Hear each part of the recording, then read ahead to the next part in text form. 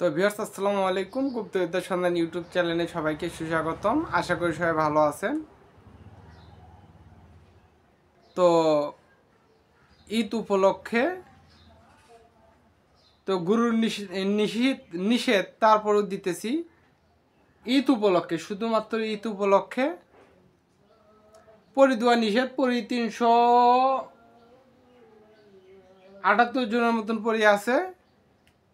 তো 3 জন শিষ্যকে পরি দিব ওই একই হাদিয়া 1015 টাকা, এবং